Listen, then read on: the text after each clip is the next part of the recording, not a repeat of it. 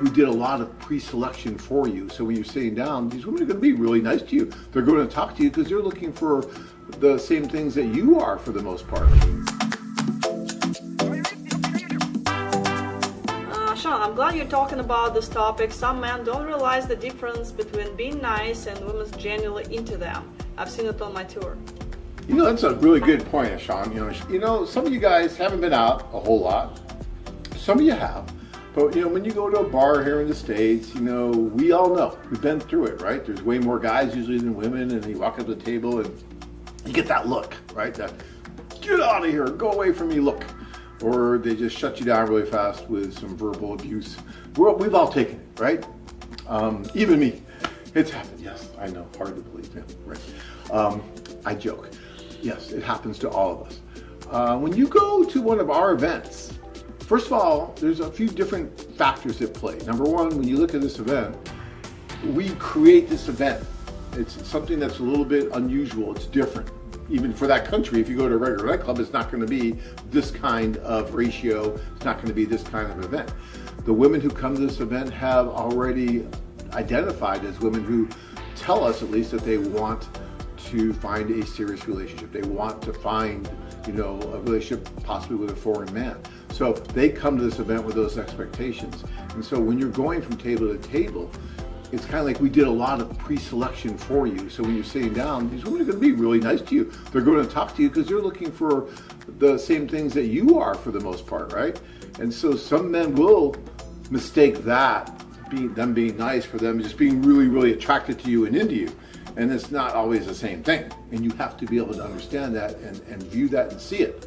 So you need to keep that in mind too. You can usually tell if she's really into you by the non-verbal things that are happening, right? Those non-verbal, those physical cues that you get, right? That look that she gives you if she's really interested in you, the way she just turns her head at you, the way, I mean, all these things that you need to be able to read a little bit.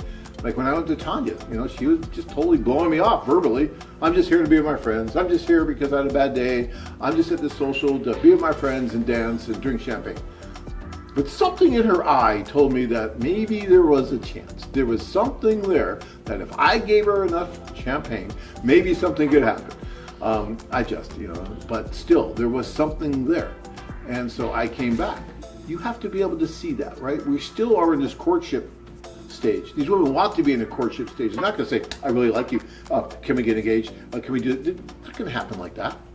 They want you to see that, yeah, they have a little bit of interest, but they want you then to take charge like a man and make something happen, right?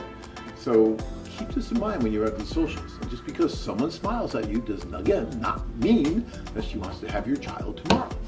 Okay. Thank you, Sean, for bringing that up. I think that's a good point. So next one, actually continue the topic, Larry.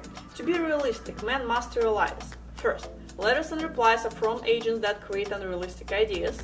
Second, the substantial cost in pursuing foreign women. Third, marriage required to bring women home. Any other tips? Well, yeah, Larry, I think that's good advice. The affiliates or agents do help the women, right, with the letters back and forth.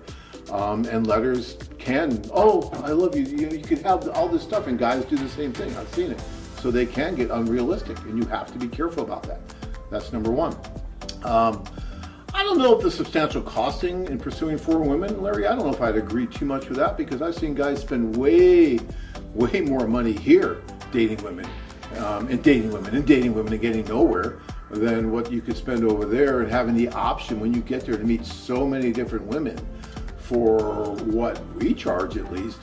To me, it's actually less expensive if you really start doing the math.